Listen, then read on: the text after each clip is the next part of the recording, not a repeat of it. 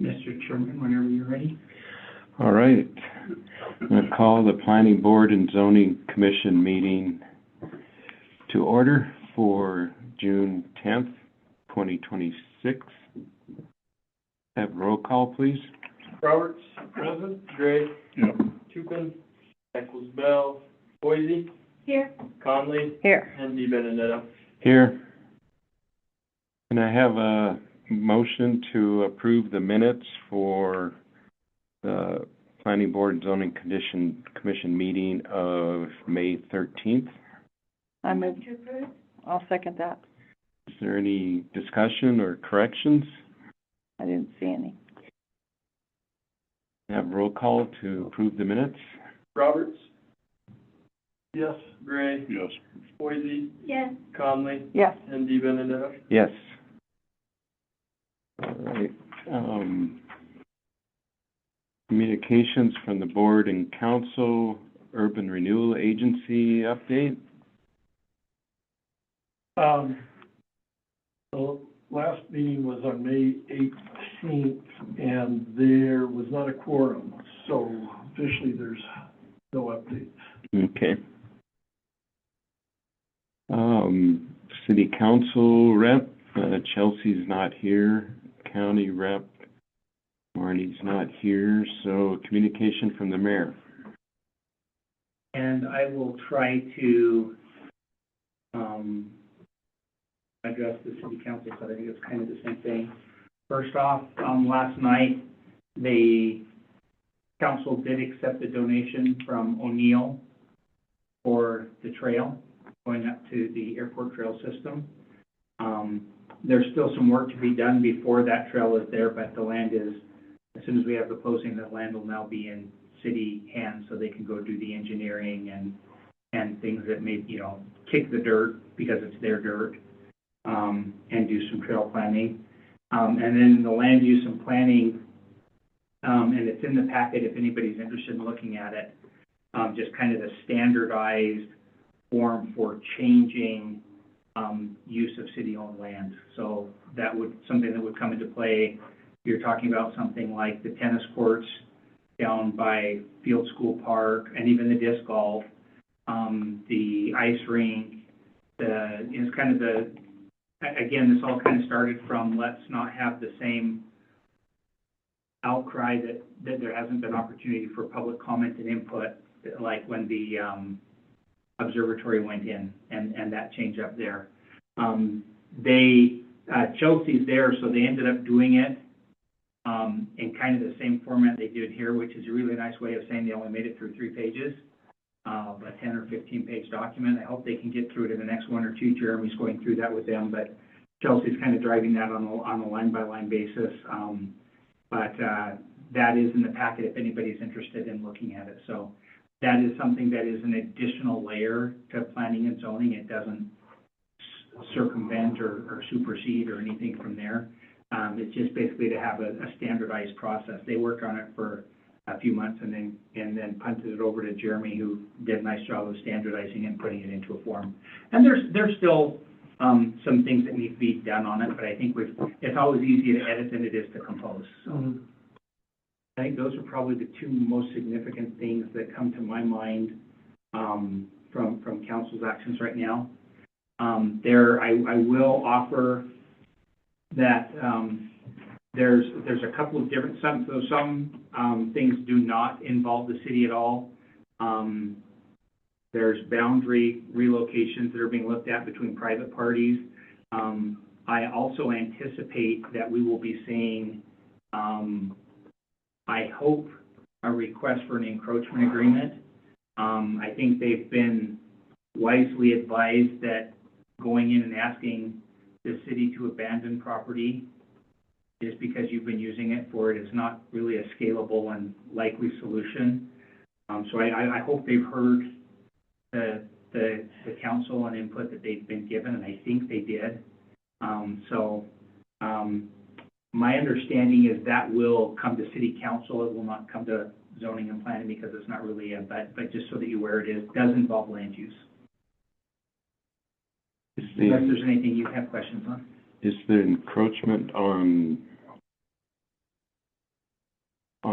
that's on city-owned property, is it a building or just, It is in part a building, but it's not just a building. There's a greenhouse, there's a retaining wall, there's a flower garden, there's several elements there. okay. On the trail, I've been getting a couple of inquiries and comments, and if it's gonna go to engineering for them, engineering is gonna actually design the trail, and will the folks up there in that neighborhood get an opportunity to review that design? The entire community will, so those folks won't be excluded from it. Okay. Yeah, The There's short kind of a- version is the Public Works Director is charged with making sure that we are not accepting something that it's a liability as opposed to an asset. And part of the challenge there was, in order to go in and get a report on that, you don't go do a report on property you don't own. So the way that we addressed that was that we took the donation, but if we haven't moved forward with it within a period of 5 years, then it reverts back to the landowner. And that'll give us a chance to go in and do the engineering. So that will go to land use and planning. Presumably parks may have an opportunity. There'll be lots of room for public input and comment, so, yeah. yeah, some of the comments that I've heard is that it sounded like as soon as the donation was made, construction was gonna start, and there was concern about erosion and rehab and... No, and I've heard several different competing expert opinions, but I guess that happens in every court across the land, so it's not unexpected. So yeah, that just because there may be people who start walking on it and kind of offering it and giving them some input, but Mike will oversee that and make sure that we don't create a liability for the city. So my response to people that ask is that it's gonna go through an engineering design and review process. That construction isn't imminent. What year is it? Construction That's is why not there's that imminent. 5-year thing. And I was still getting, even after the agreement was in the packet, I was still getting calls and correspondence that basically was talking about all these conditions. And it's like, actually, if you go read it, the conditions are that it's for a trail. Right. And that he has the option of putting in a bench, and he has the option of putting in exercise equipment, both of which have to be coordinated and run through the city process before they go in. That's it. There was a lot of misinformation about it had to be down this side, or he wasn't allowed to come down.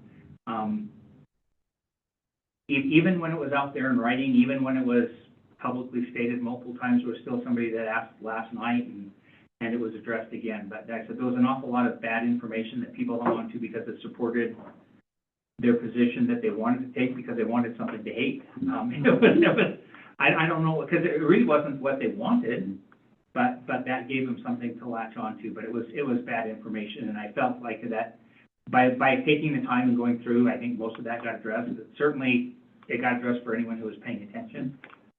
But yeah, I think it was relayed on, and no, construction did not begin today. They're still planning it, and like I said, Mike will oversee that. Make sure that we get a trail that is safe for the neighbors in the city, and because that would be a liability for the city if it wasn't. Yeah. Who will actually do the construction? Unknown yet. It's So- not like Beartooth Trails. Beartooth Trails is who we have the MOU with. Okay. But the city will be involved with working with it. So it may be Beartooth Trails, and they may be bringing in an engineer. Sure. They may be bringing in the volunteer hours to run the equipment. I do believe this isn't a known, but my guess is, from what I've seen, there is going to be equipment that's involved in building it. I mean, they're not driving a bulldozer on the hill or anything, but No. I think it'll go from a 1-year construction project to a 10-year construction project if you go to pickaxes and shovels. So, And I said, I like it because it'll provide an alternative way for people to, you know, it doesn't preclude people from walking down 78, but at least we are providing them an alternative so that that's not the only option.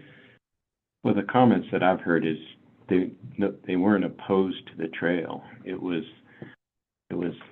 concerns about the final design and the route and not being involved in the discussion with early on. That discussion hasn't happened yet, so Okay. So is there like, nobody's been involved in that spot. is there like a corridor basically? There is, and that's what the shape of it is, and there's a very narrow spot at the top and a very narrow spot at the bottom, and then the middle part is as wide as they could make it to allow them as much width for minimal slope. Mhm. And there was some preliminary engineering stuff and grade slopes and stuff that Mike looked at on GIS. So I think there's an idea of what's there, but again, that's stuff that was not appropriate to start that process until Right. after it was city-owned land. Sure.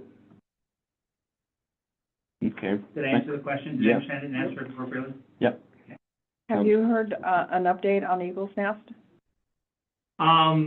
The update on the Eagles Nest is we are still working on it. I have requested, based on a conversation I had with the property owner, we have talked several times about that there may be a need for him to accept 75% of the purchase price. He made one comment once of a concern, that's like, oh, I didn't remember that part, and I asked Jeremy to write a letter that put it in writing and made it very unambiguous. And there's also a form that they have to assign for FEMA itself that says this is a voluntary program. That has been delivered to the property owner. To my knowledge, we do not yet have a signature on that, Jeremy. Is there any updates I'm not aware of yet? No, you saw my email to him yesterday on that. I texted with him a little bit back and forth yesterday. He said he was gonna get it back to me. I have not seen anything yet, so I was out half the day today in Ennis, so I will, my plan was to text him tomorrow and just get an update from him, because we are running up against a deadline. We do have to have the application into DES by the 23rd or 26th or something of June. So we have a couple of weeks to get everything lined up, but I don't want to expend a bunch of money putting an application together if we don't get commitment from the landowner. So So that's the latest update there, is I'm getting that commitment from him in writing before we expend additional efforts on it, with the deadline coming up the end of this month. And does that go all the way up to Broadway? The piece of property includes the blue house there in front, which is, if you look in cadastral, it actually has McCampbell. McCampbell's own, yeah. Yeah, the McCampbell house and the back property. Okay.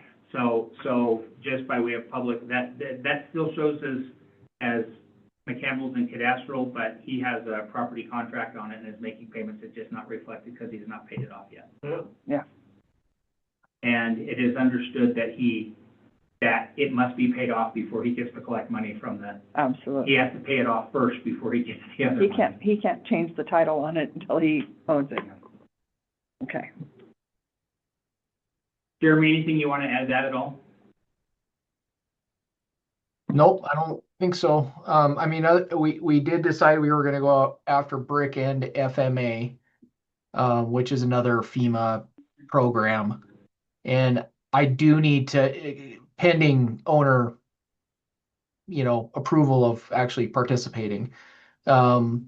I do need to touch base with DES and find out what the deadline for FMA grant application is. I think it's later than Brick. So, but anyway, that's about it. Yeah. Thank you. Did I understand the question? Did I properly address it? You did. Any other questions? All right, public comment. Is there anybody online? I do have one member of the public online. I do not see an unmuted mic or a raised hand. Judy, this would be your opportunity for public comment if you'd like. No online comment, Mr. Chair. Okay, we'll have another opportunity for public comment at the end of the meeting as well, so. Okay, there's no new business, so old business is, continuing to review our zoning regulations. I'll turn it over to you, Jeremy.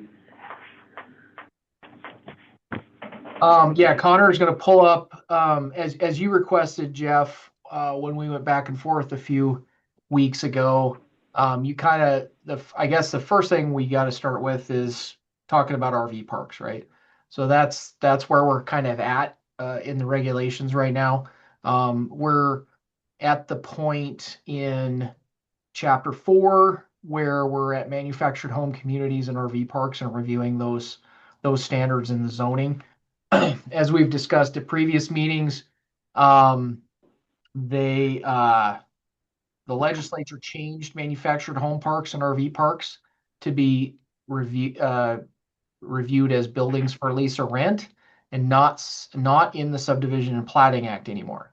And so what that means is, because the city of Red Lodge has zoning and you have dimensional standards and all the requirements of zoning that the state requires, that you don't have buildings for lease or rent regulations, right? Because everything is essentially reviewed under your zoning regulations.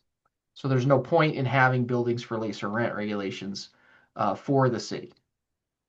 That being said, essentially, we're at a point now where you already have manufactured home community stuff in your zoning. We need to update that with the standards from your subdivision regulations. But we're at the point where you have to decide, I think, and you don't have to decide it today if you don't want to. If you want to punt it and we decide later, that's fine too. But we need to make a decision at some point on whether or not you're going to allow RV parks within the city or not. And so, Jeff, what we had emailed back about a few weeks back was maybe providing a map that showed some parcels within the city that might be large enough to put an RV park on, so the board could see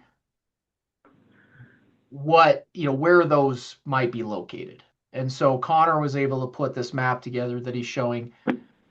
And really the larger lots that could potentially be developed into RV parks potentially are on the south and north end, and then you can see on the east end going up the hill on the highway there. Majority of the large. Go ahead. Out, hasn't it? Yeah, that looks like, The 16-acre chunk you have, if you put RVs there, all the new homes that are built there, Mike, That's not gonna work. Alpine Basin. isn't that Alpine Basin? Yeah, that's a 5-year-old picture or later. And the Yeah. other red one is the airport, RPZ. The Part of protection it. zone. Part of it. that. Yeah, it's not the whole lot, but that 4.4 acre parcel that's shown there, part of it's in the RPZ. You could put an RV park potentially on the north end of that, outside of the RPZ. Right, right. I don't know that you would be precluded from putting it on the south side as long as you met the distance requirements. Well, you can't have, the regulations don't allow for anywhere where people congregate. So That was the problem. yeah, so an RV park, you would have people congregating within that airport overlay district right there. And then So let's see where kind of else. the adjacent parcels where the Messiah Lutheran Church is. Correct. In their parking lot. I mean, this is just, the intent here was not to say we're gonna put RV parks on any of these parcels. The intent is just to show a few parcels that have the potential because they're large enough, right? Because once you get into the downtown area, right, the core of the city, the golf course, right, the golf course proper, all those lots are too small. You're not going to be able to put an RV park on any of those lots.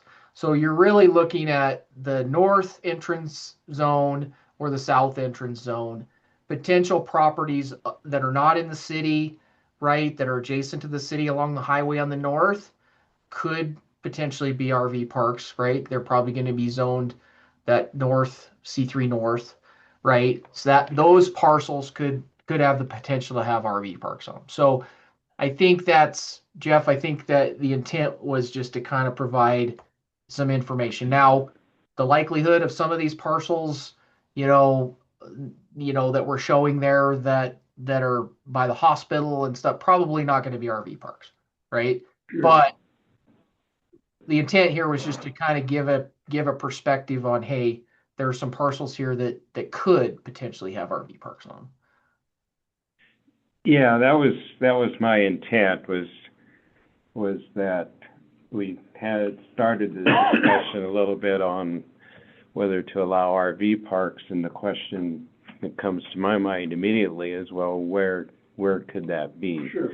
And so is it even feasible to consider RV parks? Is there even the opportunity, vacant parcels that currently exist, to have the opportunity for RV parks? And so that was my intent, to at least, well, let's see what the current ownership and vacant parcel situation looks like, and so we can kind of have at least that background for the conversation and discussion as to whether to incorporate RV parks into zoning or not. And I think this goes along with previous discussions that were had at a couple past meetings, where it seemed like if you were going to allow them, that the C3N and C3S districts probably are the likely locations. You don't want it in downtown, right? Residential districts, it's not necessarily something you want in a residential district. So I mean, I think this map kind of shows that follows that kind of that logic, I guess.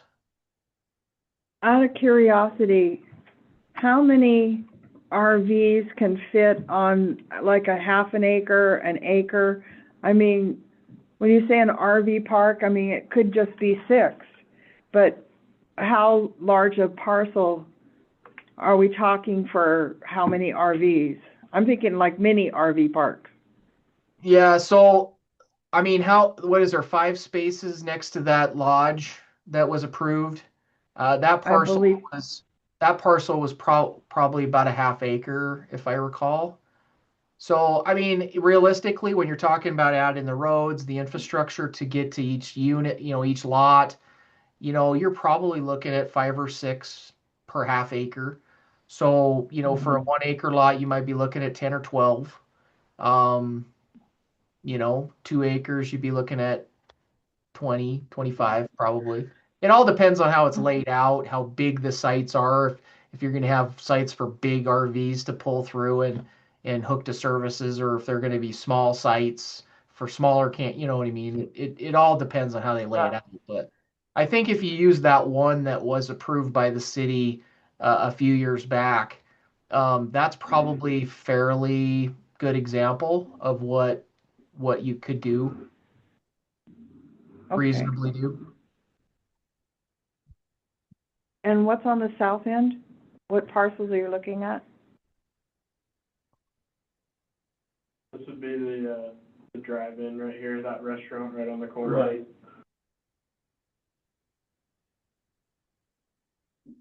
This one looks like it had some development, but nothing serious. It looked almost abandoned. What, the 1.7? The 2.8 on 2.8. the northwest side of the road there. I'm trying to figure out. And the other thing to consider is RV parks are considered okay within floodplain. So, if you have a parcel that's, say, mostly floodplain and it hasn't been considered for development in the past because it's in the floodplain and you can't really put structures on it, you can do RV parks in the floodplain.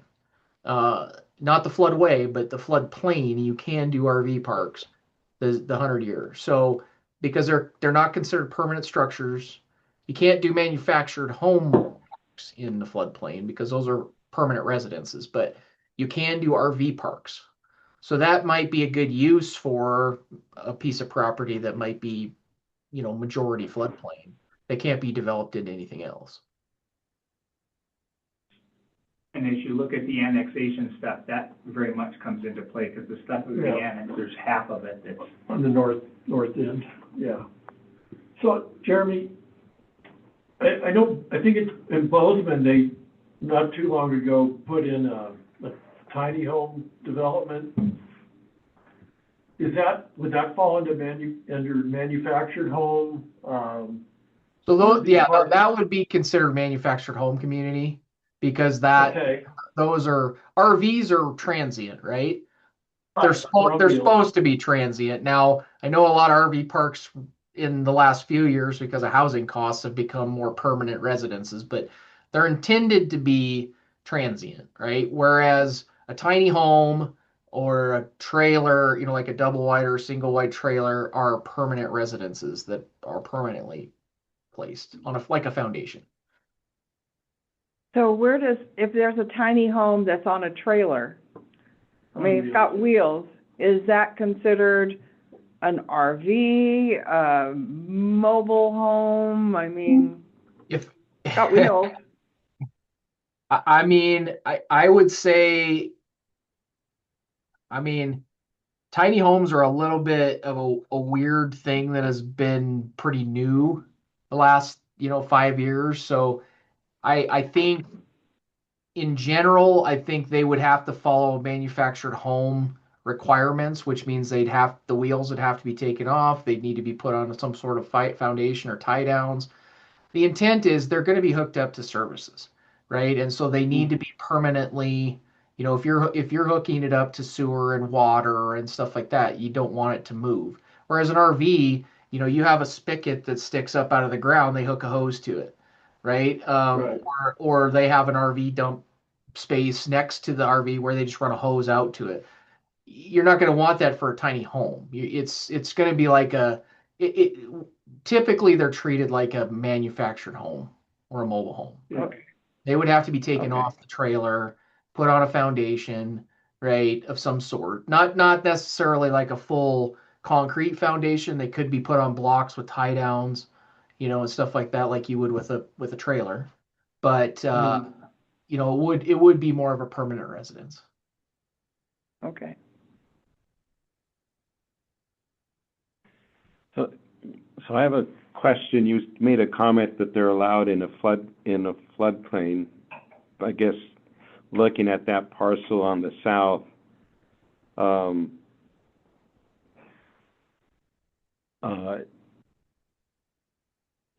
when does the riparian and wetland regulations come into play? Because it's more than just the fact that it's in a floodplain or not. It's also whether there's going to be an effect on the integrity of the stream and stream channel movement, migration, and possibly some wetland considerations. Well, so anything in your zoning, right, would have to comply with all the sections of your zoning.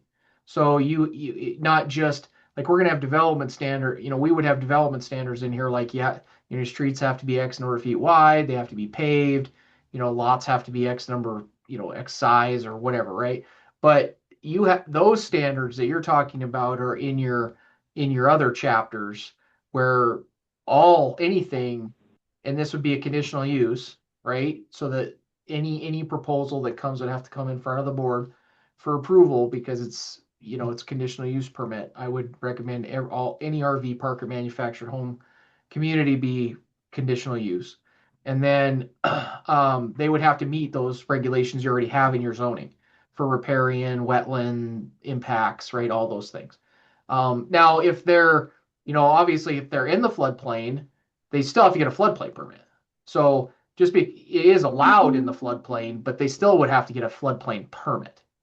So they would still have to go through the process of getting that floodplain permit to allow the work, right? So infrastructure would have to be designed and flood proofed, right? All that stuff that are required by the floodplain regulations. And then if they are affecting, I think stream regulations, if you're within so many feet of the stream bank, you do have to get other permits. And if you're affecting the stream bank itself, you have permitting requirements from the Corps of Engineers, from DNRC, DEQ, all those. So, I guess the reason I raised that is, we've been doing a fair amount of water quality monitoring on Rock Creek, and the thing that you notice when you walk into that riparian zone is all the little side channels that are basically dry except during spring runoff. And so I guess that's why I bring it up. My concern is that those riparian zones act as a buffer or mitigation impact that reduces the flow and velocity within the main Rock Creek channel. It basically reduces the potential for stream bank damage and flood damage on downstream. So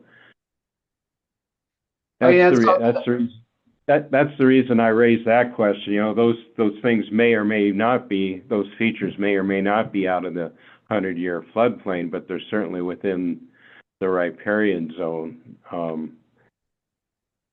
well, I think that's something that we would just have to look at with each application that comes in, right? And that's where you're at in your zoning, is making sure we have everything tightened up enough so that you're making sure you're reviewing for those things as they come in, right? So when we get to that section of wetlands and riparian impacts, we can take a look at what you have in your current zoning and see if we can bolster that somehow, or make it where they have, if they're within the 100-year floodplain area, Sure. or a riparian area or wetland area, they need to ensure adequate, vegetation, mitigation, and flow path protection and stuff like that. Like, we'll just have to kind of look and see what the zoning says when we get there.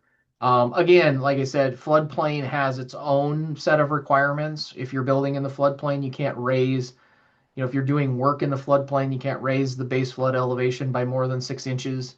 So they have to design it in such a way that they're either reducing flooding impacts downstream, or they're not significantly increasing flooding impacts downstream, right? And so that all plays into the floodplain permitting process too. What about filling those side channels? That would be all part of the flood, right? So they would have to have an engineer that would model everything. So any fill that they put in the floodplain is modeled against the stream model, the flooding model, prepared by FEMA, essentially. And it's updated with the project to determine what the impact to the development is to downstream property, right? Or even upstream property. Sometimes projects will actually, if you're putting a bunch of fill in, you're actually going to back water up upstream as well. So it's kind of a holistic review of the impacts on the model for the whole reach. And so and like I said, FEMA and the floodplain regulations have very specific requirements for that. But that would go into it, right? So if there's little channels, that's all part of the mapping and the modeling. If they're filling those in and that flow path is no longer there, then that water's got to go somewhere else. And so the model would tell you, where does that water go and how does it impact upstream and downstream property? Okay. That helps me anyway. So Well, these are all currently zoned C3 South, correct? I don't have the map pulled up. I believe that's true, but I can pull up the map really quick. I was trying to, mine is so tiny, I can't really. The Yes, 1.7 is for sure. I'm Yeah. not sure about the other one and the 2.8 appears to be from the map, in the C3 South. yeah. What is the access on that one that's beyond? I can see Chateau Rouge there, because it's so, unique shape. Yes, they are all C3 South currently. Okay. kind of back in there behind Chateau, Rouge. Yeah, so that would be on White? There's street access to that? That's There's what I gotta was, be. it shows,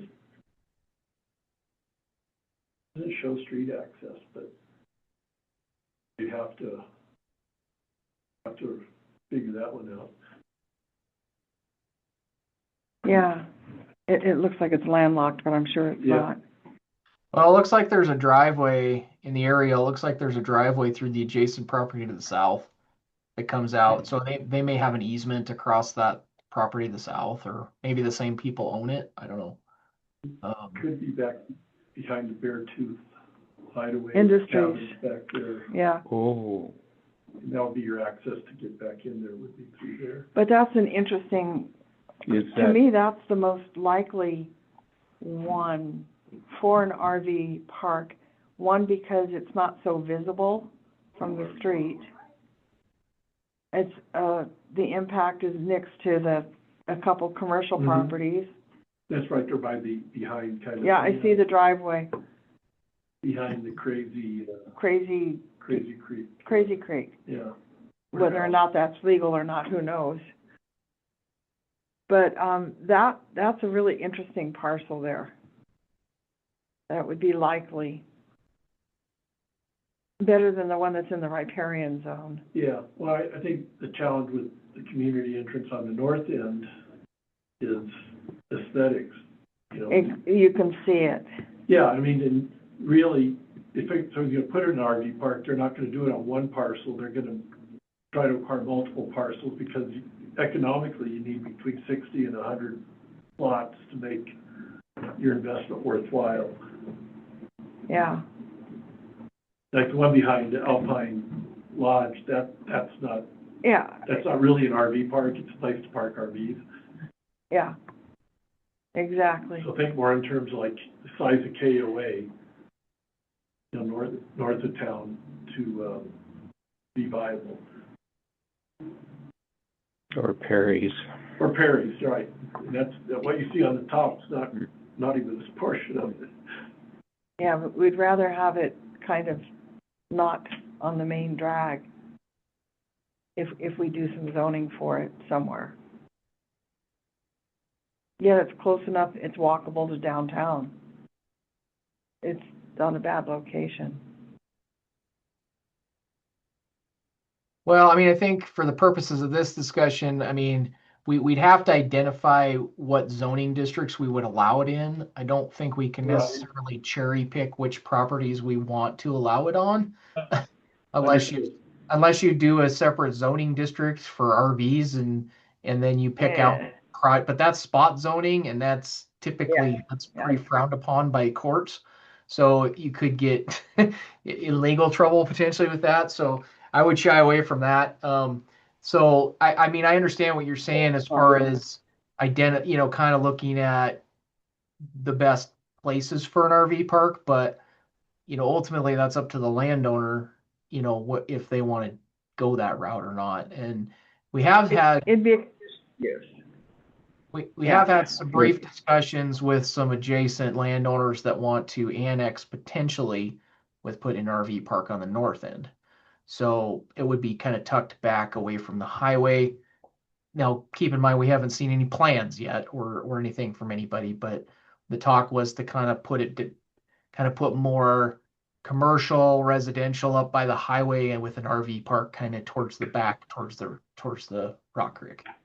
So Yeah, there's a lot back there that's below the 100-year floodplain, so.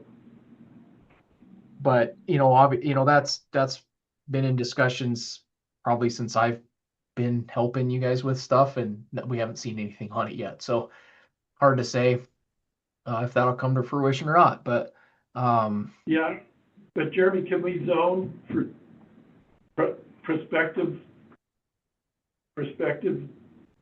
annexation? well, what you would do is you're going to identify if you decide to allow it within the city, you're going to identify what zoning districts you want it in, right? So for instance, if you say we're okay with having RV parks in C3N, right, and C3S, Well, if a piece of property along the highway annexes into the city, they're likely going to want zoning C3N because that's the same adjacent zoning, right? That's what we would likely want to zone it is C3N, right? So it But then, matches the yeah, zoning on adjacent that property with opens the up, city. yeah, but that opens up street side RV park, or highway side RV parks in C3 North, which, so, I mean, I guess we could work around with an overlay or, Well, I mean, we could add setback requirements to the standards. So yeah, we could say, manufactured home communities and RV parks need to be set back, X number of feet from the highway corridors or something if we want, so you don't have them right up against the highway. I mean, we can add those kinds of things, right?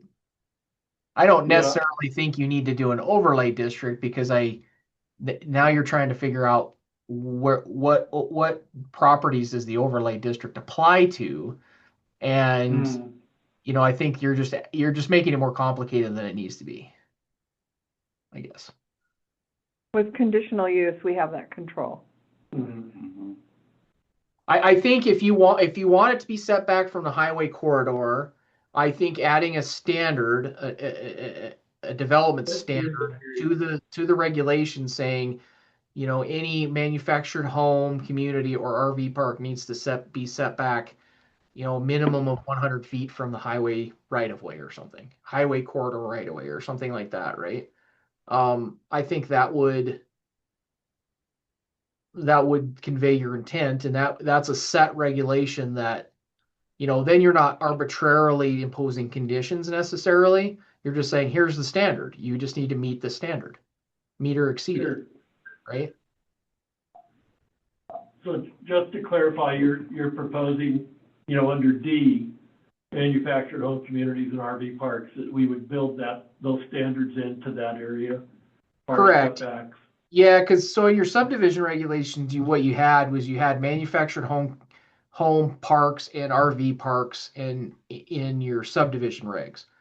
Well, we have to take that out of the subdivision regs because they're no longer considered subdivisions. So Sure. what I did was you already had manufactured home community standards in here. So what I did was I added RV parks to this section, and then I included the design standards from the subdivision regulations and put them into here.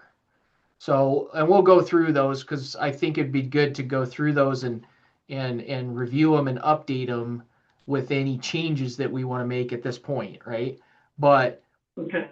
just to keep it fairly simple, I don't think we need a whole new section on RV parks. I think we can classify manufactured home communities and RV parks into the same use category, right? Because it's basically a subdivision for rent or lease. You're creating lots that you're renting or leasing, right? So they're both Right. similar uses. They're just one's permanent, more permanent housing, one's transient housing, right? So I think the design standards are similar in both cases. And so, but if you want to, this would be the point, and I have the sections added down below from where he's at. Sorry, I'm having some allergy issues here. um, uh,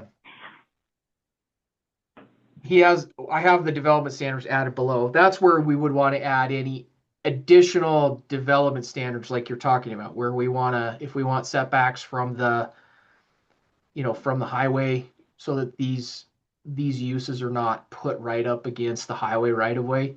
There is some sort of setback from the highway for this use. The development requirements be where you would want to put that. Okay. Understand. So I think ultimately what I think I would like to do is I think I would like you guys to make a determination on whether or not you want to allow RV parks at all. And if so, which districts? Right now in the use standard or in the use table in chapter 3, we tentatively put RV parks in C3N, C3S, and C4. I'm assuming we want to take that out of C4 for sure. but I think it may be appropriate in C3N and C3S. That's my opinion. There's no requirement that you have to allow it. So you could certainly say, you know what, we don't want to allow it. So that's perfectly within your realm to say, you know what, we don't even want RV parks in the city. That's a county thing. I thought a lot about it since our last meeting, and frankly, I think that we should allow them, just because so many people are using them as temporary employee housing. We have such a transient group that comes for the summer that our businesses really need those workers, Well, but there's no housing. I think the additional resort tax revenue would be a plus too. It's never a negative, you know. And so I'm leaning for RV parks.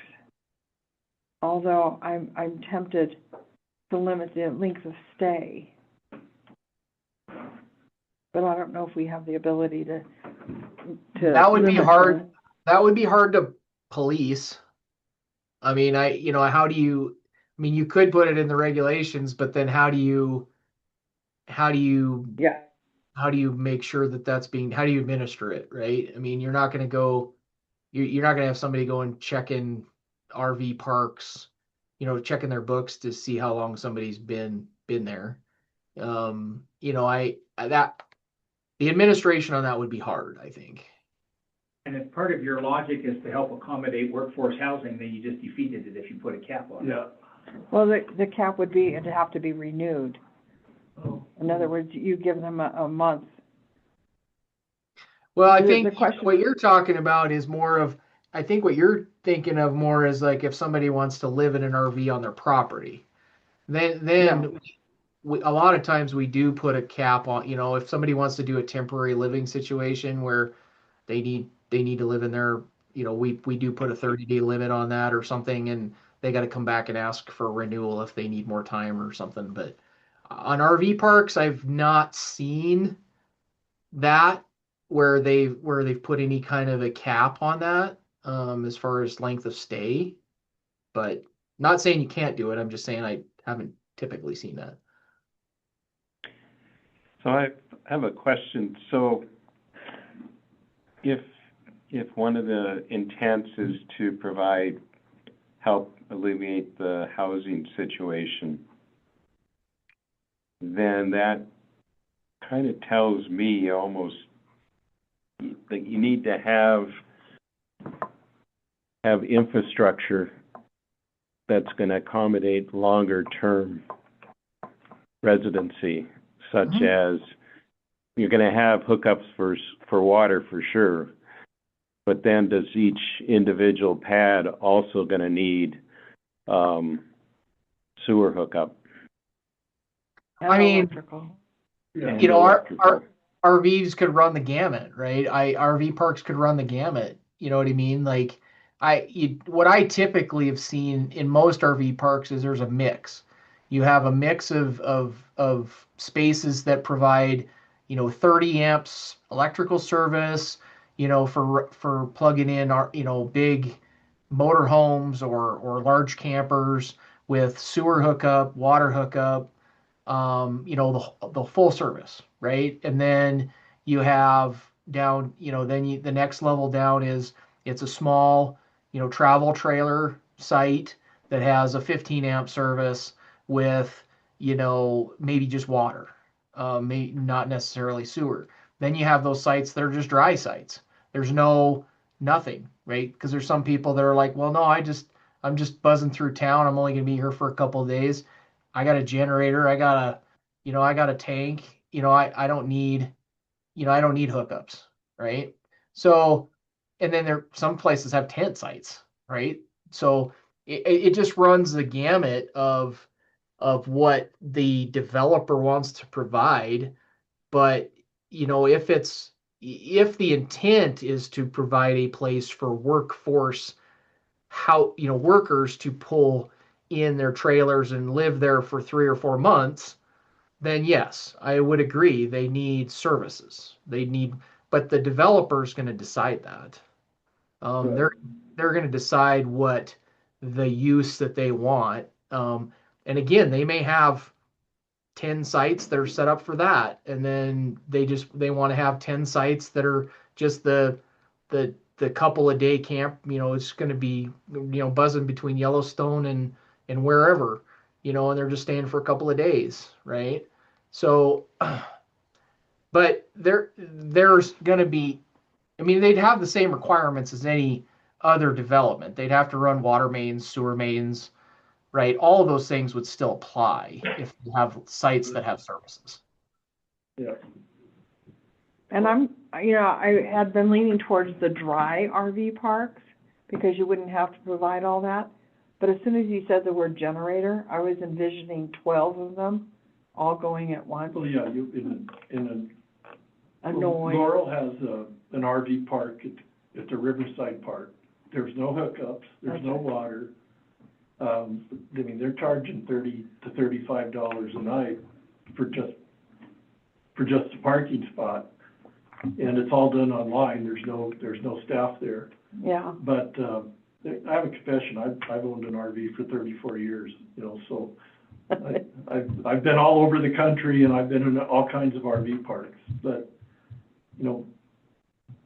I don't think that, a site with no hookups, and usually an RV park that's owned by, that person owns, they don't allow generators. You're either gonna pay for electric or you're not gonna run, because of the disturbance issue. And that's what I don't, yeah. And even campgrounds require, no generators after either 8 PM or 9 PM. Occasionally it's 10 PM. Yeah, In I was Zion, gonna say a time limit for sure. Yeah, I've seen a lot of RV parks that say, quiet time after 9. No generators. right, But so something else to consider is depending on the application that we get. If you get an application in that has 15 sites and all of them have water, sewer, and power, right? Then you probably don't need to worry about generators, right? It's not an issue. But if you get somebody that submits an application that has 15 sites and all of them are dry, no water, no sewer, no power, you have the ability to, in the conditional use permit, to put a condition on that use to say, no generators, or no generators, no generators after 10 or something, something like that. I mean, that could be part of your conditions on the conditional use permit. Mhm. Does it have to be in our zoning? In other words, if we turn somebody down because they have 15 spots where they're all dry and everybody's got their generators going, can we actually turn it down because we just don't want 15 generators going at once, even till 9 o'clock at night, or even 8 o'clock, or? The other option is that in your standards, you specifically state that all sites have to have water, sewer, and power. And then that would exclude any RV sites that would be dry. So anybody who submitted an application, unless they wanted to get a variance from that standard, right, through the Board of Adjustment, any RV park would have to meet that requirement. So that would be the other option. You could go the other way with it. Say every site has to have water, sewer, and power provided. That works for me. Just get going. John, what are your thoughts? I don't think it's a conditional use. I think it's exactly what he's got up there is good with me. I think that, and I get what, I mean, I set the setbacks by 100 feet or stuff like that. I think that's just in the conditional use, right? Yeah. I think we put those parameters in there that way, and, For both, CN3 North and CN3 South? yeah, because there's space there, right? So, Well, it's kind of the right place for it anyway. yeah, exactly. And I mean, you can see it. Anything like that would be an improvement up north. So. You should look at those parcels. They aren't that big, Yeah. No, they aren't. especially when you take 100 feet. Right off the No, top. you'd have to have, somebody would have to go and buy they have to acquire multiple chunks of land in order to do it. What are your thoughts, Barry? I think, C3 North and South both, we haven't really talked about it, but I think this came out of subdivision. I think we need to include what was in the subdivision requirement, which is multiple ingress, egress, not have a single point of entry.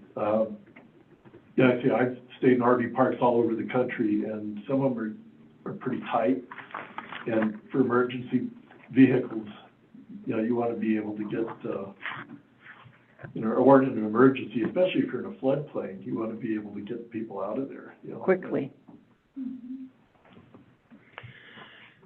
What about you, Sue? I keep thinking of how, even if you don't like RV parks, when you drive around town in the summer, of how many places you encounter an RV parks in the street with their extension cords going across the street. And that, you could look at that a number of ways. You could say, oh, well, golly, my friends are coming over, there's not going to be a place to park or whatever. But you figure if people are doing that there is a need out there. And that's a big deal. And it would be safer for them to be in a park than to just be at a random street blocking the vision at the corner like they have several places in town. It'd make a whole lot more sense for it to be a cluster where people know what they're getting into when they get into it. And the flexibility part could be helpful with respect to workforce housing, because we have so many situations in town where work is seasonal. Mm-hmm. And so, this could be one of the several possibilities that could work out. For our workforce housing. Uh-huh. Yeah, I agree. Mr. Chairman, we addressed the street and via ordinance, so that doesn't need to be part of zoning. We preclude that from our ordinance standpoint. Not supposed to be camping on the street. Yeah, there's limitations to that, so it's a matter, more a function of enforcement than whether this is gonna be a solution to that or not, so. It certainly is an option, though. Yeah. Well, having a place. And then I kinda asked the question, what's the difference between that and a mobile home park, where you're gonna have when you think about the workforce housing issue, Mm-hmm. that's more than just a couple of days or a couple of weeks. You're talking maybe up to 6 months. Yeah. Or maybe even longer, for that matter. Yeah, especially with So, the education. so in that situation, you need to have sewer, water, electrical. You need to have the infrastructure that you would have if it was a mobile home park. Yep. So what makes it different from that standpoint? What makes it different from an RV park, from a mobile home park? Mobile home park they're permanent. I mean, they're permanent, My point is the infrastructure is the same. involved, so. And they're not. I mean, there's a lot of parks that have mobile homes in part of it, or RVs in part of it, but there's also a lot of parks where there's RVs with skirting, because they're basically Still on wheels. become permanent, so they're still on wheels, but they're not going anywhere. And, if you drive anywhere but Red Lodge, you see people living in RVs all around the country. It's just a cheap way to live. And, honestly, it's not free. Lot rent, you're looking at, on average, probably $700 to $1,000 a month just to park your RV. Well, and if it's really $30 a night, my God.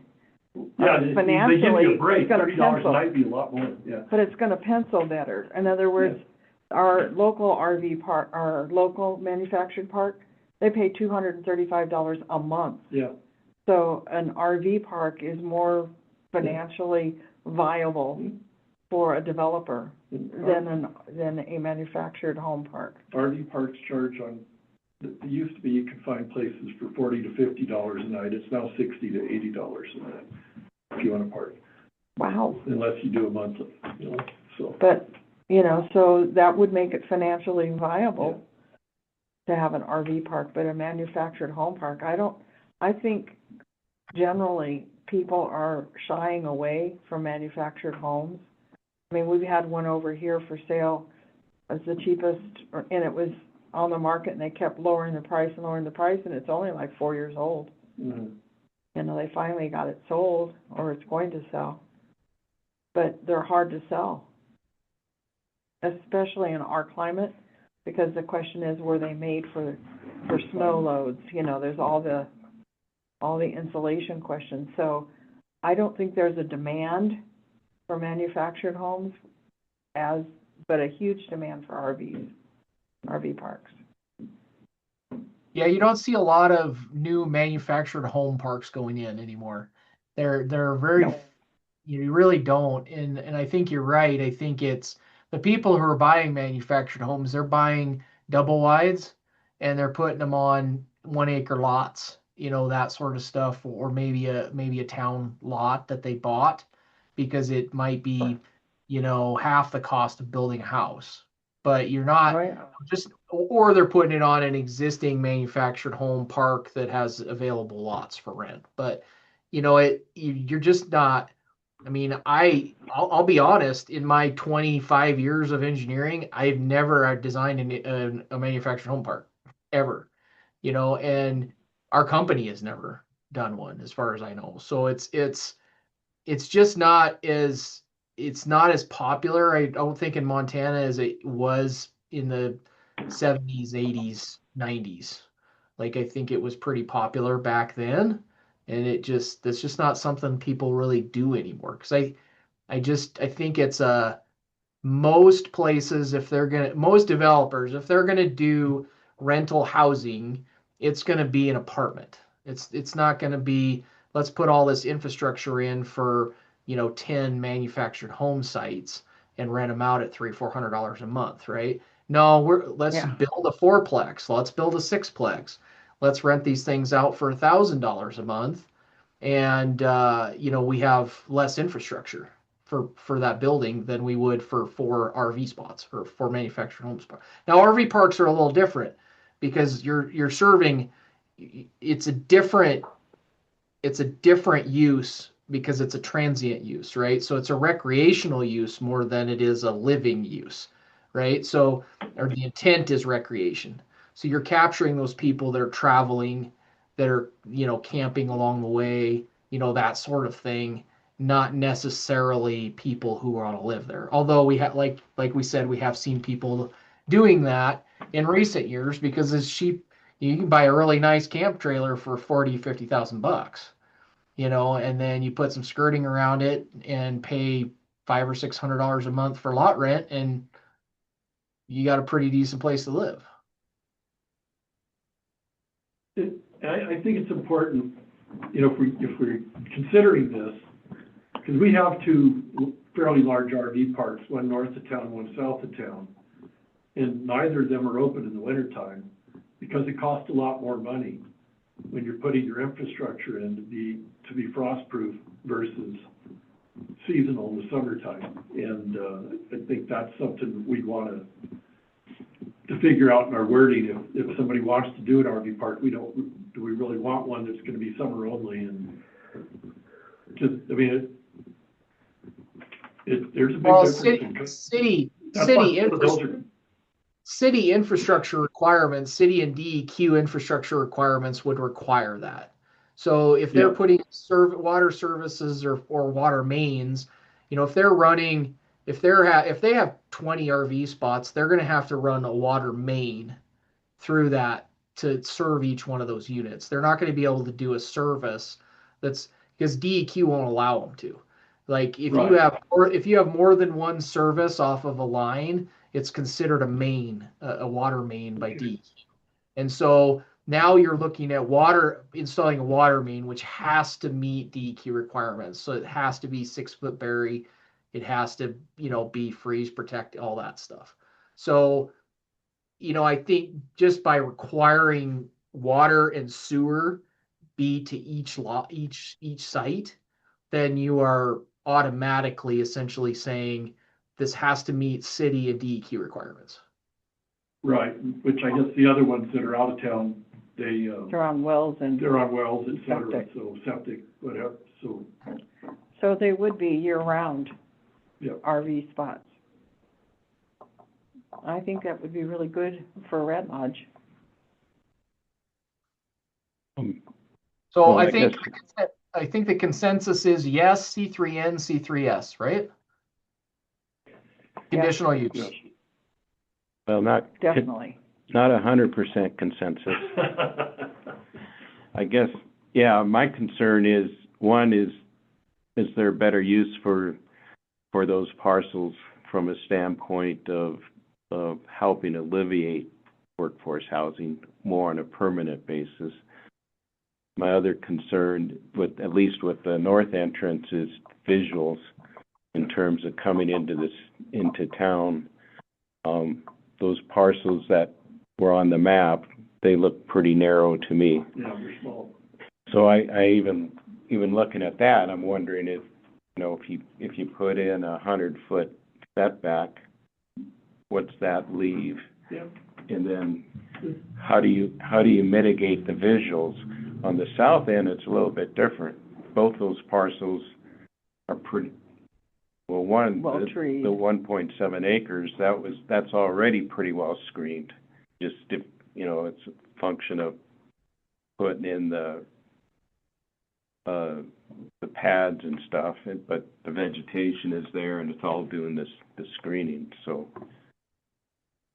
I guess if I were to look at any area that was conducive to it, it'd be the two parcels on the south end, and so I'd be okay with it, possibly with allowing RVs in C3 South, but I'm not necessarily in favor of C3 North. I think that what we need to do, if we push 100-foot setback, then we also say it has to be screened from the road with vegetation. Mm-hmm. Not a wall, but a vegetation Mm-hmm. type of thing. So not just set back and then they start. Yeah. So, Well, honestly, with a 100-foot setback, I think you pretty much knock most of the east side of Broadway not really, out of contention. not really. Could you bring that parcel map back up? Look at that north end again, just to see how wide those parcels are. Or how long. Throw out the full one or the zoomed in one? Just the north. The north. That part there.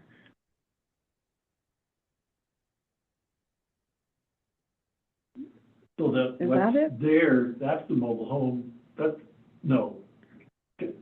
Counts as this way, south of there.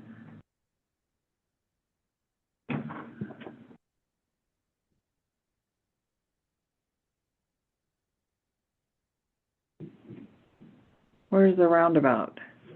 Further, Yeah, it's on the next map down. this is pointed true north, so. Well, that looks like those This is the will, golf course right here. yeah, and those are the parcels that you have marked there that are golf course. But the golf course original plat showed those. Oh, yeah, they're part of the golf course. It's actually. Yeah, those are platted- not likely to be RV parks, but No.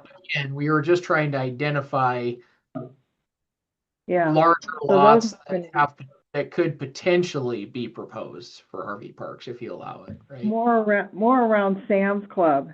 I mean, Sam's Club. Sam's Tap. Sam's Tap Room, more around Sam's Tap Room would be probably those 3 lots there. Yeah, right there. Yeah. Yeah, and So you those can are- see those 5.4 and that 6.75 acre parcel. I mean, You know, if you do, But those are this pretty is the good sized bench. parcels. Now you are going up the hill there, right? Up to the golf course subdivision. But, you know, so you're obviously not going to do it on the hillside, but you know, there's still quite a bit of area down there on the bottom part to that you could put, you know, quite a few RV sites on those two parcels, right? Yeah. You're up on the hillside. I think, isn't that Sam's? I think that's Sam's right down on the, right there, we've got the That- cursor, that's Sam's right there. Well, that's the Sam's, but, Is that the new? the new place, the distillery is This is part of the other, in that, is that 6.5? 7.5. Yeah, So the distillery went in there. yeah. So you have a 2 acre to the south of Sam's, which is, yeah, and then a 5 acre, 5.4, that looks like only about 2.5 acres it's right next, are viable. it's right next to the golf. Yeah, it's next to the golf Golf course and, north of Sam's new building. So it's- Well, the it's what distillery doesn't take up the whole 6.75 acre parcel. But I he mean, owns it, yeah. I know, but what's to say he doesn't say, hey, I want to put an RV park behind the brewery and the distillery. Add Yeah, another good. use to his Sure. property. I mean, Yeah, you know, he could, Yeah. you know, he could do that. You could put multiple uses on a it'd be a property. good spot for it. It'd actually be a pretty good spot for it. Except that's all on that steep hillside. Well, except for the hillside, yeah. So you can see where the hillside is, and where the hillside isn't is his current parking lot. And I his agree. building, Kind of gets lighter, yeah. and his building already takes up, his building takes up this part that's next to the highway there, that Yeah. lighter. Right in That's, there. that's the distillery there, Yeah, so. Well, I mean, I think ultimately, I mean, you add the standards in. Again, I don't know, you know, you really can't dictate what individual parcels you want an RV park on. All you can do is say, Right. hey, we want this in C3 North, or we want to allow this in C3 North and C3 South.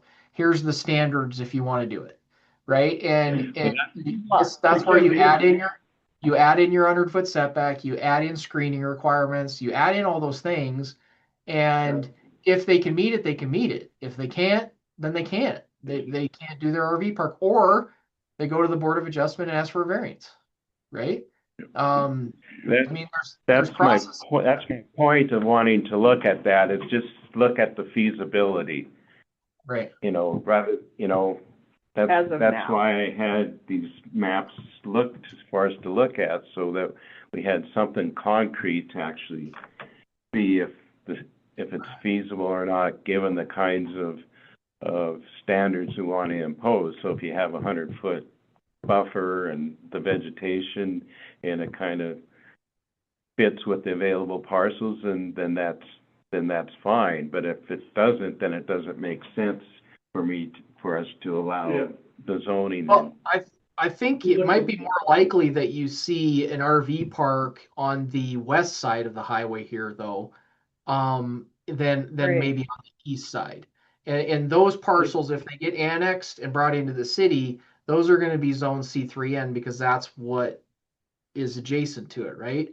So I think Right. you're also thinking ahead to future uses of those large lots on the east side of the highway. Then they could do something back towards the creek. That's the But- good news for But them. see, when I look at that photo, I see the main channel and I see side channels. And those side channels function, the idea that all that treed area is suitable for an RV park, I guess I would question. Yeah. Unless you're willing to impact the wetlands, the associated wetlands and side channels There's a that, lot back there. so, I've hiked back in. what's that? I've hiked back in there. There's a lot of wetlands and side channels and standing water, you know. So again, you know, is it even, it's something that could be built within the 100-year floodplain, but when you take in wetlands and riparian and Take that out. then then you have, basically what's left is what's tan there, Yeah, so. Well, and the Corps of Engineers, right, they have requirements for wetland disturbance. If you can't disturb more than so many acres. I think it's 0.1 acres of wetlands. If you disturb more than that, then you have to mitigate, right? So they would have to go through a whole Army Corps of Engineers permitting process. If they, so there's permitting processes in place for that kind of thing. And those are conditions that we can add to the conditional use permit, right? Is getting Corps of Engineers permits and, any of those kind of floodplain permits and things like that. But I mean, I completely understand what you're saying. I think there is probably a way that it could be done where they could potentially protect some of those things if they design it correctly. I think they could leave some vegetation. I mean, RV spots aren't that big. I think if you design the entrances and the access roads correctly, I think you could disperse them in such a way where you could protect vegetation. But it would have to be designed right? So, right. and that falls on the developer and the engineer to make sure that Or leave it there. You can see across from the hospital, there's 2 Mile Bridge Road. You can see the poop ponds. That subdivision that you see there is Woodlands on Rock Creek. And when they have city sewer, they don't have city water, but they have agreed to be annexed in if we want. And if you look across north of them, there's a very large piece of land that has nothing on it.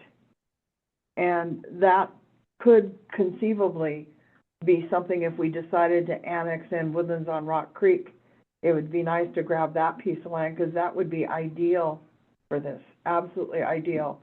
Slightly off the highway, a large piece of land.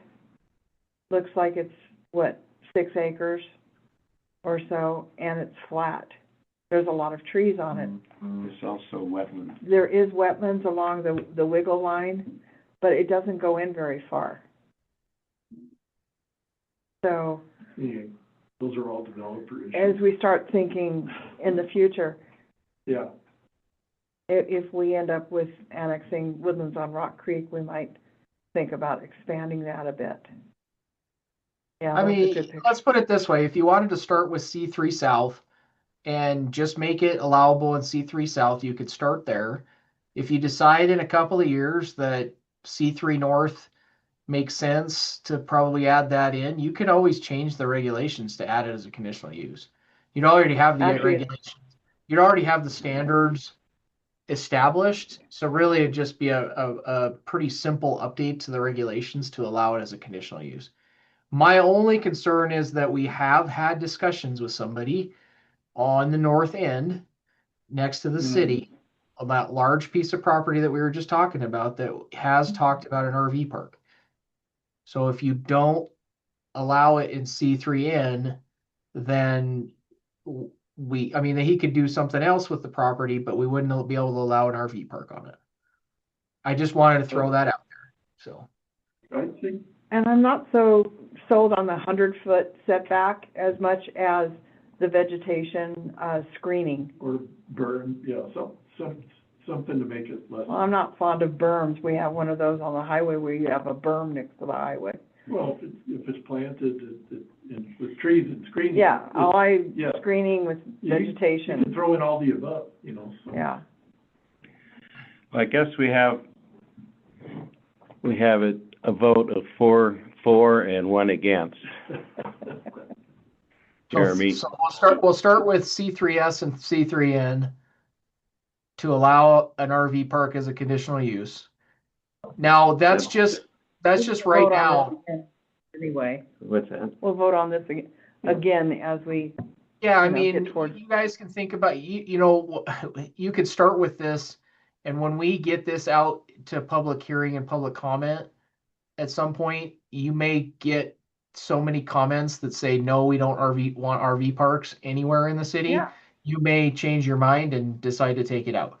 So, I think this is just a starting point. It starts the discussion. It starts, at least the idea, and we see where it goes. Yeah, not only us, but we have city council that have to approve it as well. So there's a Right. lot of eyes that are gonna see this. Okay, so I guess next thing is to go through the standards that you've Yep. come up with. Yep. So, like I said before, I just took the manufactured home communities section and I added RV parks to it. Changed some language in the front part because this indicated that it was land for subdivisions by rent or lease, which is no longer in the Subdivision Act. So I took that out, and then basically just say shall apply for and be reviewed under a conditional use permit process. And then and took the rest out. Because the rest of it applies to subdivision review, which these no longer fall under subdivision review. Under state requirements, again, same thing. I just added RV parks. I believe that RV parks also have to be licensed by Department of Public Health and Human Services, but I'm not positive. But I think that this just covers Department of Environmental Quality for sure, because it's going to be, it's going to have to be permitted by DEQ for water, sewer, stormwater, all of those things. So, And an RV park isn't, looked at by the state, that's strictly zoning? yeah, correct. Yeah, the only thing that the state looks at as far as manufactured home communities and RV parks is they just look, it's more of a health thing.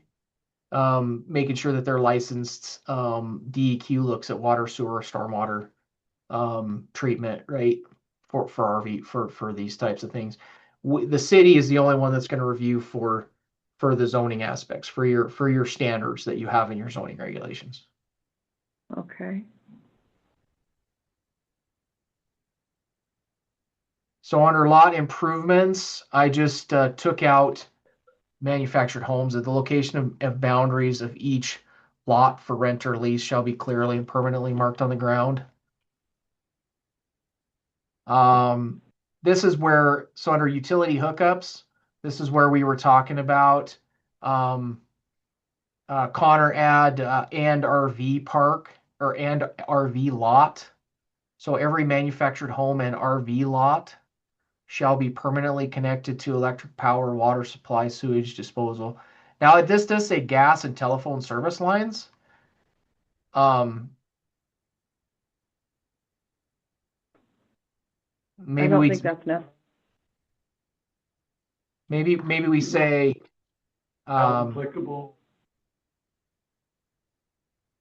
City utilities? No, we have to be explicit. Because manufactured need gas lines, but RVs don't. Telephone lines are just simply not available anymore. Nobody cares. No, I Yeah, definitely. what if we just take gas? Because I could see a developer, they just want to provide electric power, period. And not run gas lines. I don't know that there's a necessity for gas lines. In general, I mean, or we could just say, and dry utilities as necessary or something.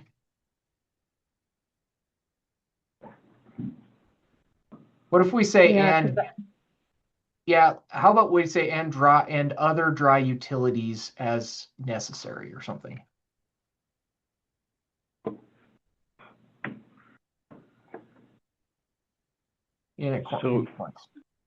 So if somebody comes in and wants to do a manufactured home park, you're going to want to make a distinction between what's required for that versus what's required for an RV park, aren't you? So you're going to want gas and telephone and all the other utilities. Maybe you like to have separate manufactured home and then.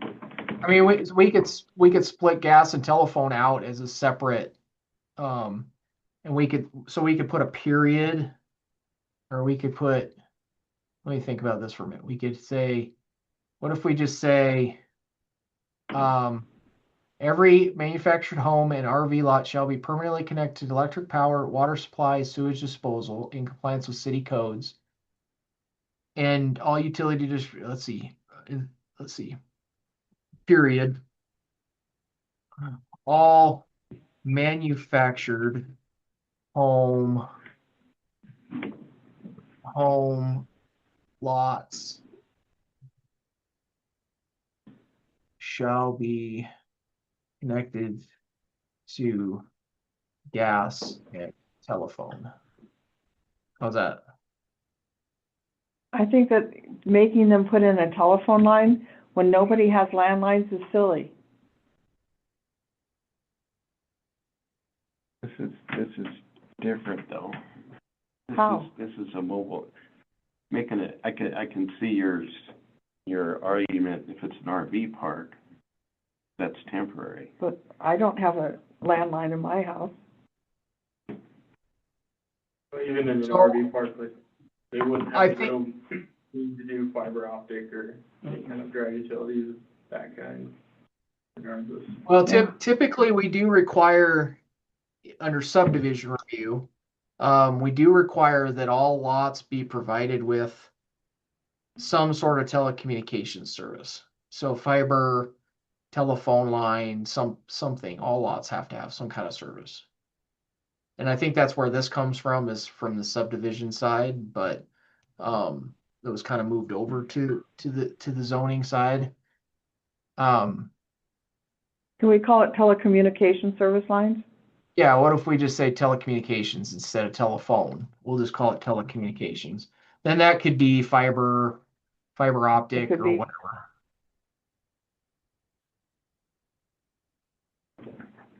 So Connor, it'll read, so after sewage disposal be period, or no, sorry, delete, sorry, don't do that.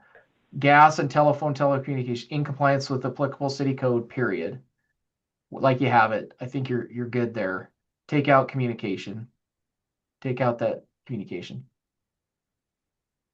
And then after the period, after city codes, you'd put all manufactured home lots shall be connected to gas and telecommunications service line in compliance with applicable city codes. That makes sense. So RVs don't have to have gas and telephone lines, but manufactured homes do. Yep. And then all utility distribution and service lines shall be installed underground would be its own sentence. Yeah. Okay. Are we good with that? Yeah. Okay. Yes. So the next section is permanent foundations and anchoring. I didn't have any changes to this. This is typically more of a building permit issue, but all manufactured homes shall be, this is right in your regulations now. I didn't make any changes. Basically, it just requires that they be tied down or otherwise physically anchored to an approved foundation. But again, that's something that Brian would review as part of the building permit process.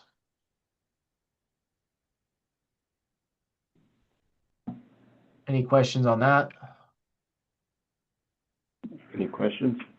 Nope.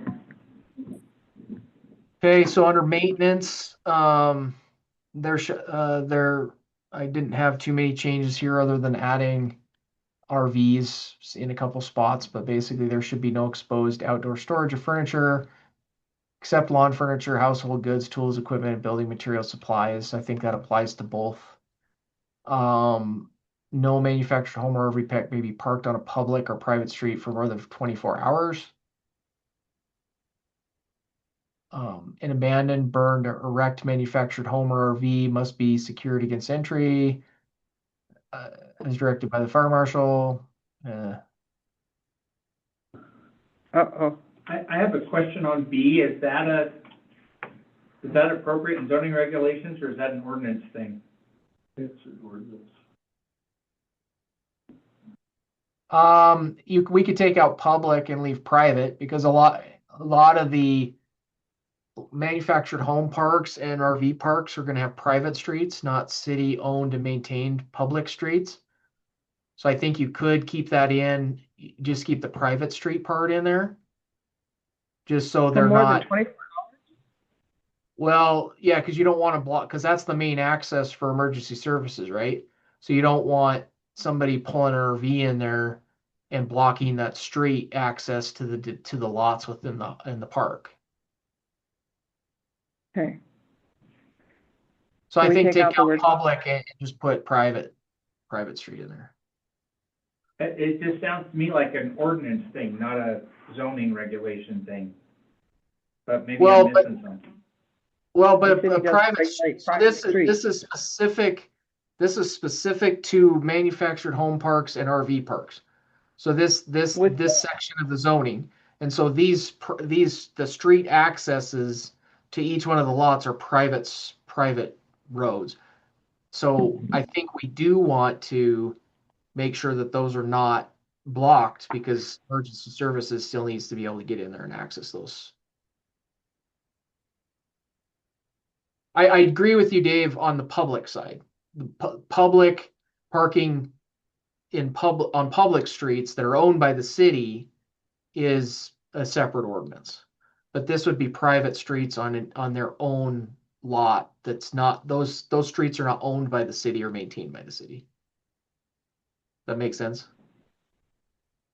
Yeah, I think what you're saying is, we really, I think what I'm hearing at the root of it is that we avoid passing ordinances about what people do on their private property, but I'm still trying to decide if I totally buy it, because our noise stuff is zoning or ordinances. We have ordinances for that. Well, yeah, I'm not, Yeah. I was just keen to understand, because it just seemed to me like one of those things that which is the best mechanism. Mhm. well, your street ordinances regulate what happens within the public street right of way that the city owns and maintains. That does not typically apply to private streets, parking lots, driveways, that sort of thing. Though that is usually something that's regulated by zoning, because zoning regulates use on private property. So a private street or driveway within an RV or manufactured home park is owned and maintained by the RV or manufactured home park. It's private, and therefore I think it is appropriate that is in zoning that you say that street can, and it's an emergency services issue, I think, right?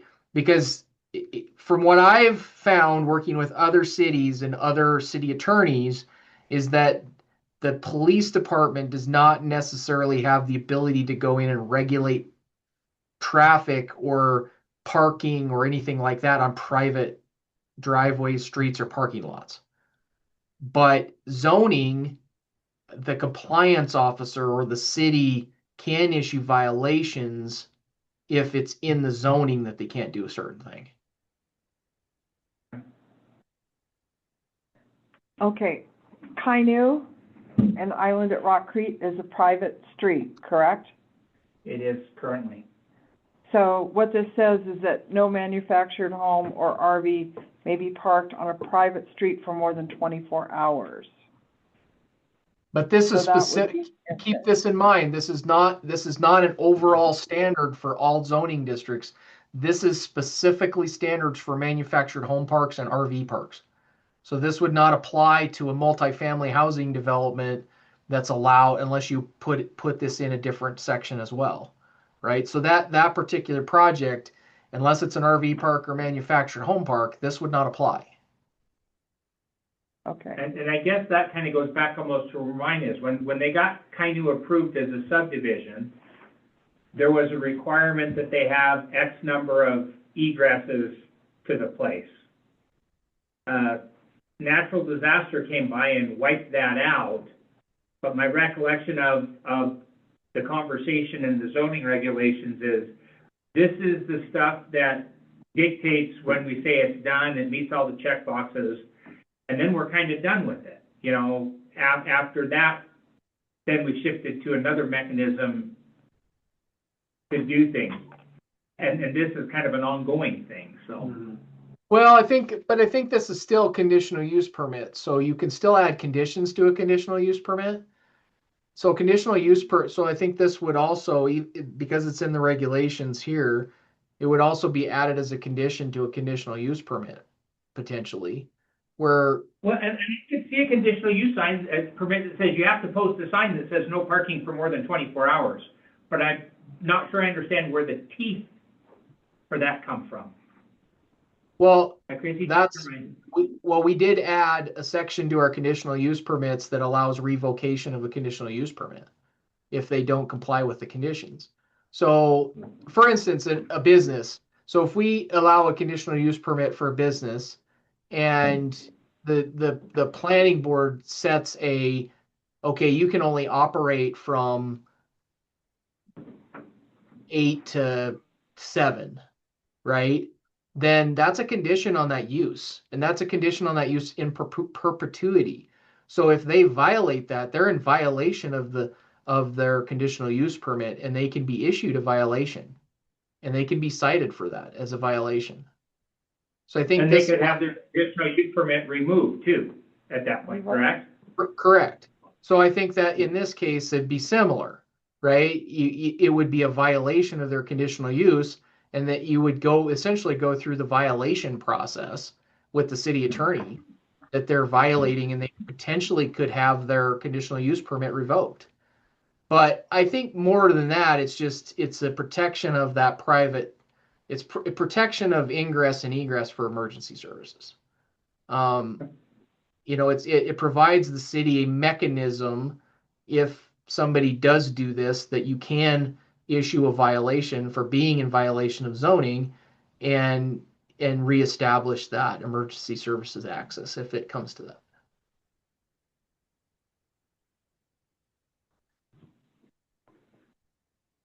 So, shall we move on?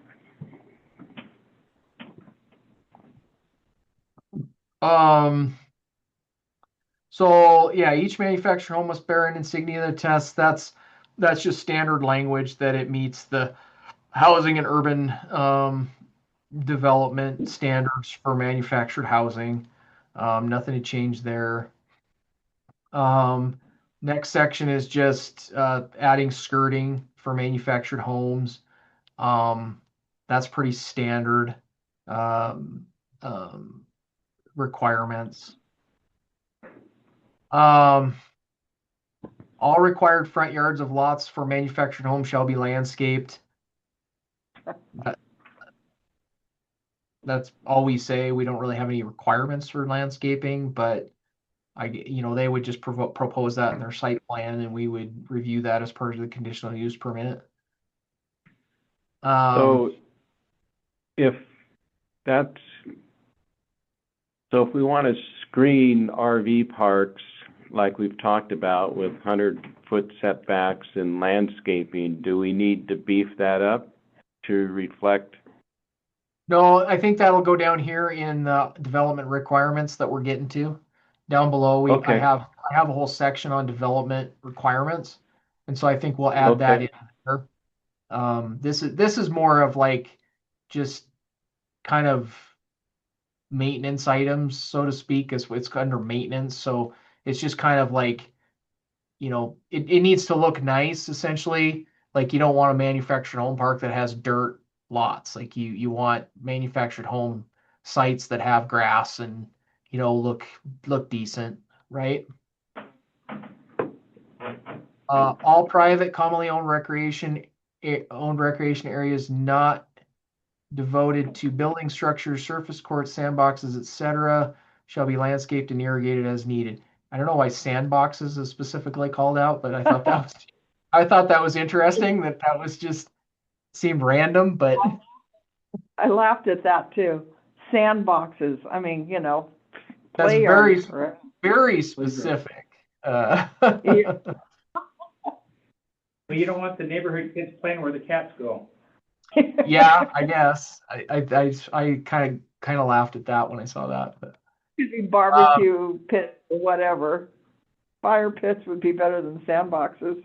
I don't know. The whole thing is weird.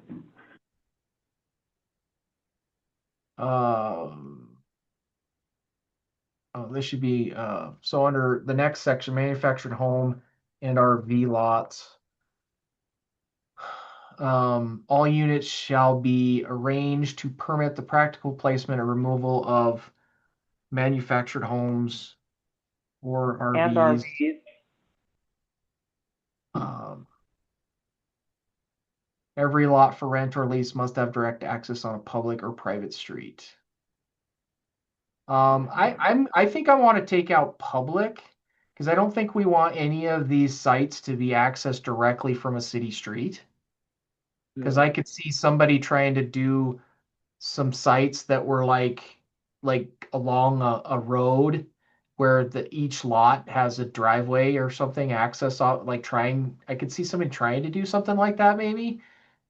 So my thought is every lot for rent or lease must have direct access on a private internal private street or something like that.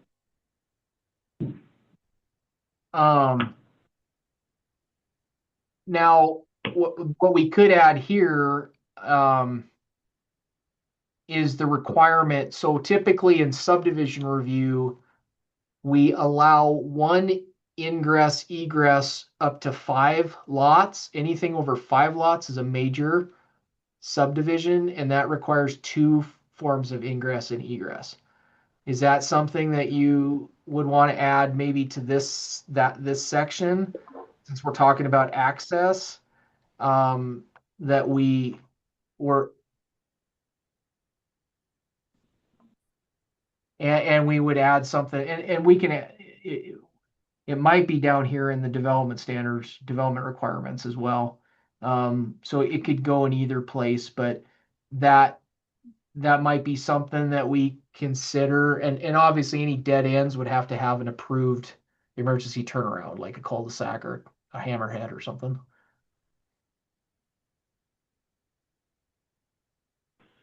Thoughts? What are people's thoughts about having at least 2 ingress and egress? Well, I think it's important. I'm just not sure where the numbers should fall, if it's like 5 or 10, you know. Well, Yeah, like I yeah. said, under subdivision review, which previously anything over 5 lots would have been 5 manufactured home or RV sites would have been a major subdivision and would have required 2 forms of ingress and egress. So 5 lots is typically the cutoff. So anything less than 5 or less lots is a minor, and that typically only requires 1 form of ingress egress with some sort of emergency turnaround. And then anything over 5 lots would require 2 forms of ingress egress. I think 2 forms is a good standard. Actually, if you think about it, if you were going to have 1 egress road, you actually have to have a loop around and a road coming across to the entrance exit area, which actually takes away developable space. So it actually makes it easier on the developer. I've always been a proponent of 2 roads. Yeah. I always worry about up there in the gravel pit that they did that because they couldn't get 2 accesses, so they didn't do it as a subdivision. So they went around the reason for having 2 roads, and now they've got 60 homes, and there was 1 road in or out. So I don't know where the break is. I'm with you, whether 5 or 10 or what it, but I do believe that we should have a way in and a way out that are separate. And what are your thoughts, I agree with her. Sue? That's what I'm with what she said. Ditto? I don't want to get stuck. Yeah. Right. Well, to me, and I've seen it happen, with only 1 road in and used as 1 road out, when the fire department was trying to get in and people were trying to get out, it was one or the other. Right. So, that's why I believe in having two ways. And then even with parties and stuff, what happens, people are gonna get stuck, whether it's Yeah. because they got stuck in a fire, or they got stuck because they didn't have a way to get out. Yeah, yeah, I think in terms of, you know, an RV with a tow vehicle, you're gonna be long, 50 plus feet Yeah. in many cases, so. yeah. Yeah, that's why they loop generally. Yep. You're spending more time in there, but they're generally a loop. So we've got consensus on, 2 ingress and egress points. And I think if subdivision, there was rationale with subdivision being 5 being the cutoff. Yeah. I'm okay with that as well. Yeah. I don't know what, I think it's consistent with the subdivision requirements. That was the only thing I was thinking was it's kind of consistent across the subregs and the zoning if you do it that way. And that, under the old way, if we were viewing it as a subdivision, that's the standard we would have used, right? So I think carrying that over into this makes some sense. So what I did was I added to the end of that section, I added five or less lots requires at least one form of ingress and egress from a public street, and dead ends must be provided with an approved emergency turnaround. More than five lots requires at least 2 forms of ingress and egress from a public street, and dead ends must be provided with an approved emergency turnaround. Yep. That work? Yeah. yes. That's, Okay. I think I see a lot of nods, so. Okay. All right. We're at Is this a 7:06. Yeah, I was going Is to this a ask if good place? Is this a good place to stop, or do you have a couple more? I think so. I think the next section's going to be a little bit more involved, getting into specific standards like street widths, pad sizes, things like that, off-street parking requirements and stuff like that we probably want to spend a little bit of time on. So I would be in favor of waiting for the rest of this section until the next meeting. And that'll actually give me some time to get a little bit further ahead. I figured that this meeting was going to be pretty much covering the RV stuff, so I didn't get too far ahead of you guys. So. All right. Well, it's 20 after. Is there any staff communications and updates? The next meeting, we will have a design review for a neon sign in the downtown C4 historic district. So we'll have that public hearing at the next meeting. You know how I feel about that. That's been published already? It has been published, and we'll send out adjacent landowner notices next week.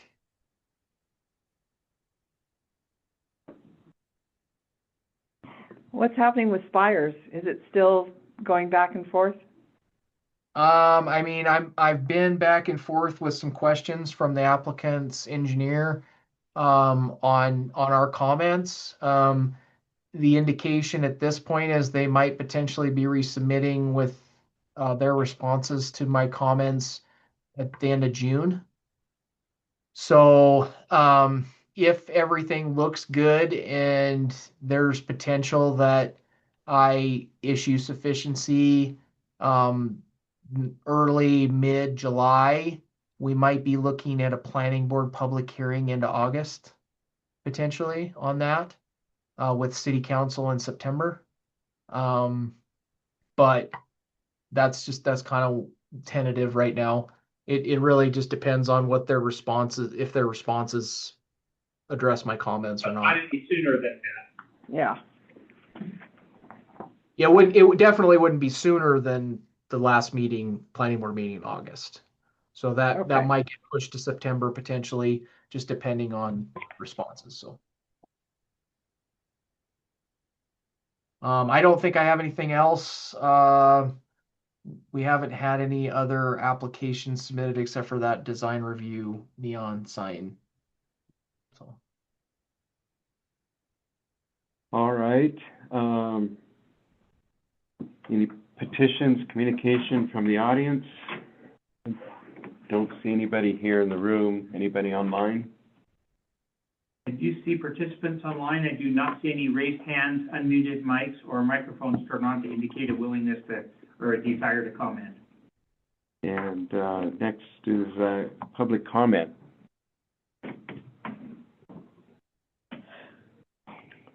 Ditto. So I guess that kind of wraps this up. Thanks for, I mean, I appreciate the discussion on the RV park. I mean, Even though you voted against it. well, I know. I wanted us to really kind of look at it because it's a pretty major change, and I wanted to weigh all the pros and cons and give everybody. What are those that we'll hear about? I did notice, Jeremy, you referred to, something we've talked about in that, the ability to rescind Revoke. a conditional use. Is that something you guys talked about in the meeting? I wasn't here, or is that just something that nobody noticed you said that you were adding? no, we noticed it was- talked about it. we added it. I think that might have been the meeting you weren't at, but we did add that language to the conditional use permit section of the zoning. We added I can't remember what it was called now. It's like revocation. Okay, I knew we talked about it and said it was a good idea and something we needed to have addressed that we didn't have addressed previously, but I said I wasn't at that meeting, so I wasn't aware, like I said, I wasn't aware if it was something that was discussed in my absence or if just nobody picked up on it. I wanted to make sure to call it out if that was the case. We did discuss it. I do recall Yeah, we that. added a revocation clause essentially under the CUP section. Which gives us a little bit of teeth. We took advantage of your absence. I'm happy to contribute that whenever I can. Thanks, Jeremy, for your input and discussion tonight. So, with Yeah. that, No, it was good discussion. I knew we were gonna spend some time on the RV park discussion, so I figured that was gonna take most of our time. So I appreciate the discussion. It's important to try to get it right. So I think that was the biggest thing in my mind that we needed to discuss that was still kind of left hanging out there. I think from here going forward, hopefully the rest of these sections go fairly quickly. So. all right, I guess call the meeting adjourned. Thank you, Jeff.